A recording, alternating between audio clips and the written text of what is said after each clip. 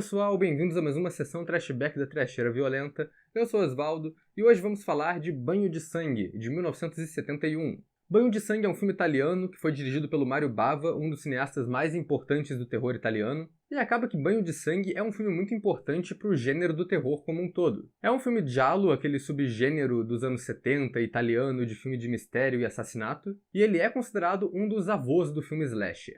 É um filme que tem um legado enorme, que tem cenas revolucionárias e que chegou a ser homenageado ou copiado em filmes tipo a franquia Sexta-feira 13. Inclusive, Banho de Sangue talvez tenha sido o primeiro filme a fazer essa coisa do slasher na casa no lago. Tá que não é um lago, é uma baía, mas ainda assim a ambientação do filme é muito parecida com a ambientação dos filmes do Sexta-feira 13 e de todas as cópias que vieram depois. A história da produção aqui começa com um nome que é bem familiar pra galera que curte um terror anos 80. O produtor Dino De Laurentiis, que produziu Evil Dead 2, Halloween 2 e várias adaptações para cinema do Stephen King. O De Laurentiis ficou sabendo que o roteirista Dardano Sacchetti, que escreveu O Gato de Nove Caudas do Argento, tinha brigado com o Dario Argento e não estava mais trabalhando com ele, então ele chamou o roteirista para trabalhar junto com o Mario Bava, o diretor que nos anos 60 praticamente inventou o subgênero do cinema do giallo com 6 mulheres para um assassino. E logo de cara eles já tinham essa ideia pro Banho de Sangue. Eles queriam fazer um filme sobre dois pais que começam a matar gente por causa de uma série de incidentes que acontecem quando eles estão tentando ganhar dinheiro pro futuro dos filhos deles. E o roteiro no final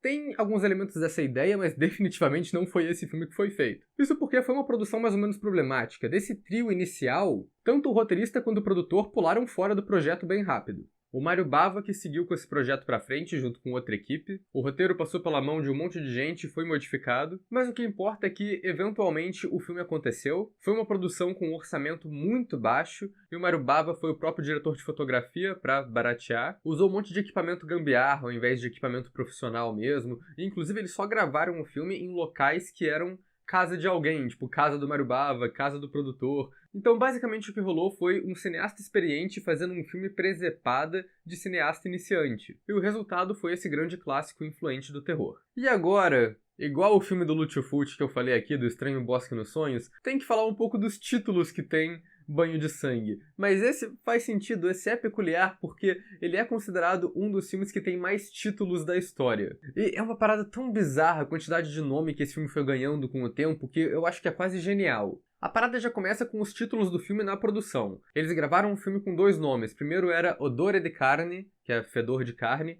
e depois ele foi chamado de Così imparano a fare i cattivi, uma coisa do tipo, assim eles aprenderão a ser malvados. Antes dele ter o nome dele mudado outra vez, e ele finalmente foi lançado na Itália com o nome Ecologia del Delitto, a Ecologia do Crime. Mas o que parece que aconteceu foi que o filme não estava indo tão bem assim quanto esperado, então o Mario Bava decidiu relançar o filme com outro nome, que é o nome italiano mais conhecido dele hoje em dia, que é o Reazione a Catena, significa reação em cadeia. Então ele já tem 2 nomes oficiais ali italianos pelo menos, mas a parada fica mais legal ainda quando exportaram para os Estados Unidos. Ele foi lançado um ano depois lá, em 1972, primeiro com o nome de Carnage, que é Carnificina, e depois ele foi relançado nos cinemas como Twitch of the Death Nerve, seria algo tipo espasmo do nervo da morte. Só que deu algum caô de distribuição que esse filme começou a ser relançado de várias maneiras diferentes nos anos 70 e 80, e toda hora ele vinha com um nome diferente. Tinha algumas distribuidoras, inclusive, que estavam tentando vender o filme como se ele fosse uma continuação de alguma coisa que ele não era. Então ele foi lançado como The Last House on the Left 2, uma continuação do Aniversário Macabro do Wes Craven, que inclusive saiu depois desse filme. E também foi lançado como Snuff is My Game, tentando fazer alguma conexão com o filme exploitation Snuff de 75. Ele também ganhou outros títulos alternativos, tipo Massacre at Blood Lake, Massacre no Lago de Sangue, ou o título que realmente acabou pegando, que é o título que quase todo mundo se refere a esse filme hoje, que é A Bay of Blood, A Baía de Sangue. Que inclusive é como eu conheço esse filme, como eu geralmente me refiro a ele. E claro que a tradução no Brasil também não decepciona, porque eles tinham essa infinidade de títulos pra escolher, pra trazer pra cá, e o que os tradutores fizeram? Eles falaram que se foda, é a Mansão da Morte. Sendo que a Mansão da Morte, na verdade, nem é o único título do filme no Brasil também não, como vocês já perceberam, né? Tem uns relatos aí de que ele já foi lançado como o sexo na sua forma mais violenta. Acho que porque tem aquela cena famosa do casal que é assassinado enquanto transa, mas tirando isso, acho que não tem muito sexo na trama do filme, então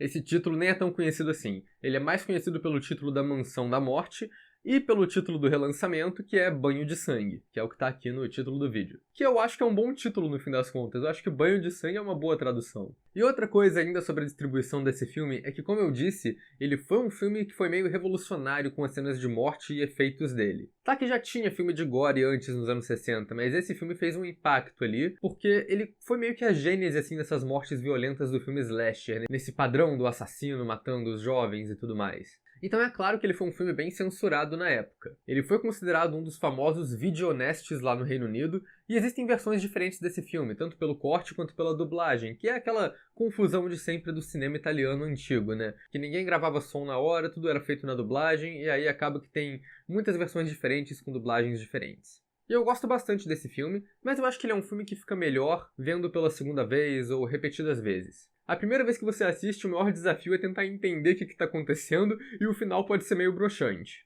Mas quando você sabe o que vai rolar e entende qual é a do filme, eu acho ele um slasher bem trash, bem divertido e realmente um clássico do terror. Mas antes de falar mais dele, vou pedir pra vocês se inscreverem no canal se vocês não forem inscritos ainda. Comentem aí embaixo se vocês já assistiram Banho de Sangue, o que vocês acham desse filme, por qual nome vocês conhecem esse filme. Também deixem outras recomendações de filmes pra gente falar aqui no canal.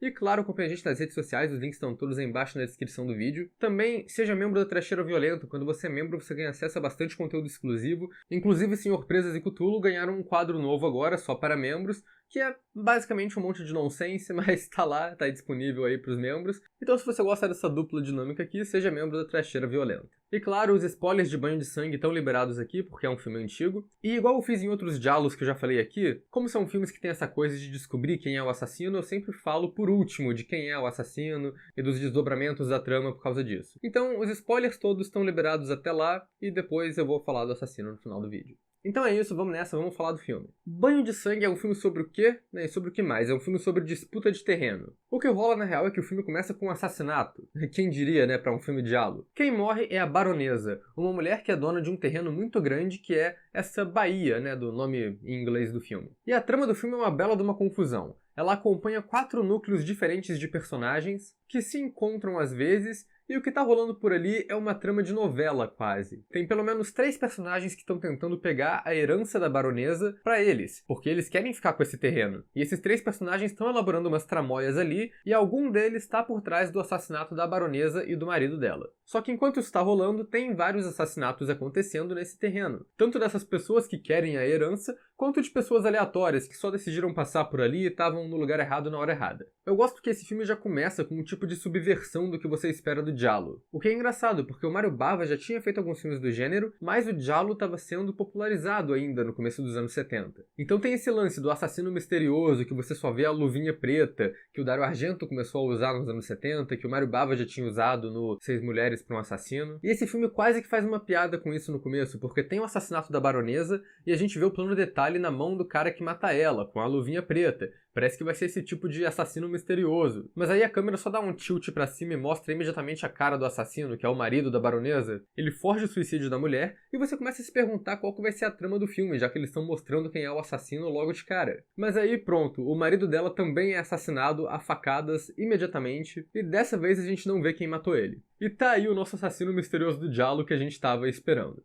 Eu acho esse começo genial. Mas acho que o melhor jeito de explicar essa trama é falando dos grupos de personagens diferentes. Então, quem são os personagens dessa trama? Tem o pescador local, que é o personagem meio bolado e que é o cara mais suspeito no começo do filme. Todo mundo fica falando como ele mudou, como ele tá esquisito. E ele é um cara misterioso, porque os outros personagens, eles estão em grupo ou em casal. Então eles têm alguns diálogos sobre o objetivo deles e sobre as tramóias que eles estão fazendo ali. O pescador age sozinho, então você nunca sabe qual é a dele, ele nunca explica o que ele tá fazendo. E como a gente descobre, ele é um filho ilegítimo da baronesa e provavelmente ele é o herdeiro imediato dessa grana e desse terreno todo. Só que ao mesmo tempo ele não demonstra tanto interesse nisso tudo assim, igual os outros personagens. Tem o cara rico que mora na área ali, que é um arquiteto, e desde o começo ele e essa mulher loura, que é esposa ou namorada dele, estão obviamente tramando alguma coisa. A primeira cena do filme, depois do assassinato principal, são os dois discutindo isso, falando, nossa, espero que essa trama toda dê certo. Então você sabe que eles têm algum plano rolando ali também pra ficar com o terreno.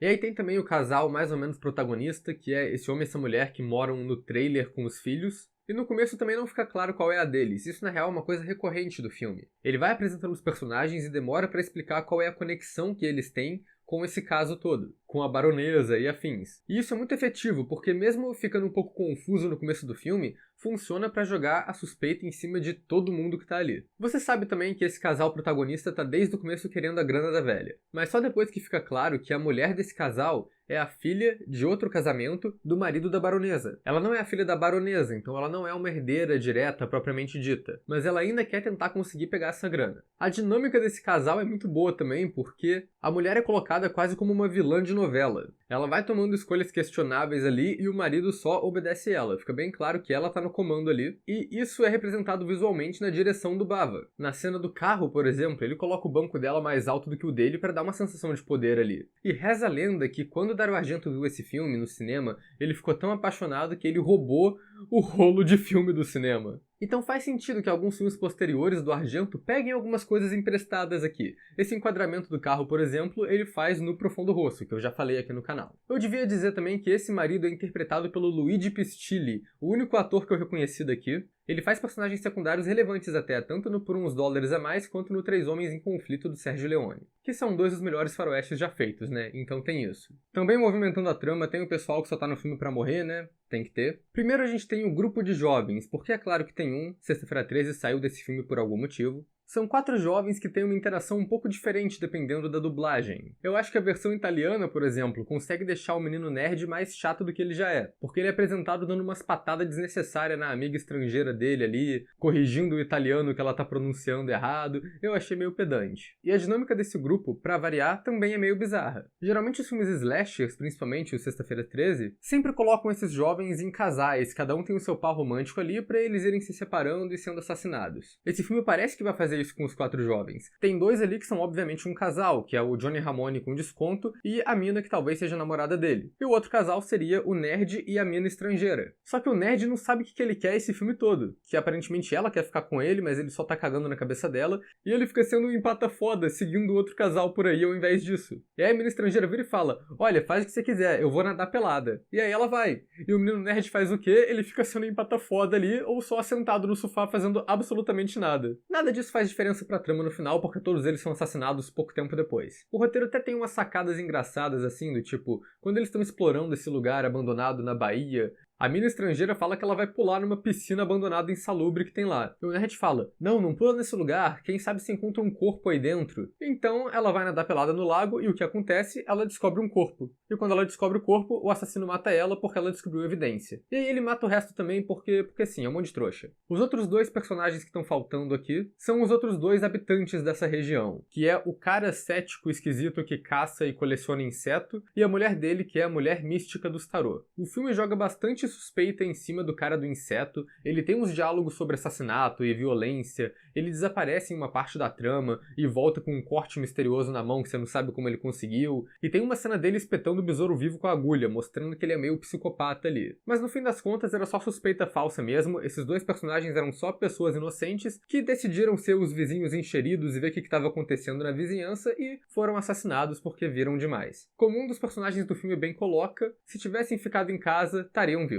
E já que falamos da galera que morre, né, tem que falar das cenas de morte, que são, sem sombra de dúvida, a coisa mais famosa desse filme. Os efeitos aqui são muito bons, é tudo muito gráfico, muito elaborado. Eles foram feitos pelo mestre de efeito prático Carlo Rambaldi, o cara que mais tarde foi fazer os efeitos de criaturas em Alien, o Oitavo Passageiro e ET, o Extraterrestre. E as mortes que ele faz aqui são um gore muito bom. São mortes icônicas, que tem vários truques de prótese, de sangue e de prop, que tem muitas técnicas em comum do que os efeitos que o Tom Savini vai fazer lá no Sexta-feira 13. Inclusive tem umas mortes bem parecidas, tipo a machete no rosto, que a machete é recortada para encaixar no rosto do ator. A cena mais famosa aqui talvez seja a do casal transando que é atravessado por uma lança. E é um fato muito conhecido que essa cena foi copiada quase plano por plano em Sexta-feira 13 parte 2. Então é aquilo que estava falando sobre esse filme ser muito influente para giallo e slasher. Mas o filme também tem sua parcela de cenas de morte que não tem muito gore ou sangue no geral. Ele sabe fazer umas cenas que são tensas só pelo clima dela mesmo. Tipo a morte da baronesa no começo, que é enforcada na própria casa. É uma cena bem tensa e é uma cena sem sangue. E falando em tensão, tem que falar da direção do Mario Bava, que é muito boa, e como eu disse, ele também faz a fotografia aqui. E uma coisa que o Bava fazia muito bem, isso também falei na Trashback de Black Sunday, é trabalhar com o visual do filme, fazer o filme ser interessante, legal de assistir. Em Bay of Blood ele usa uns ângulos diferentes, ele aproveita bem o cenário, ele aproveita bem os objetos em cena para fazer uma composição de plano mais interessante, tipo as decorações de arte moderna lá na casa do arquiteto,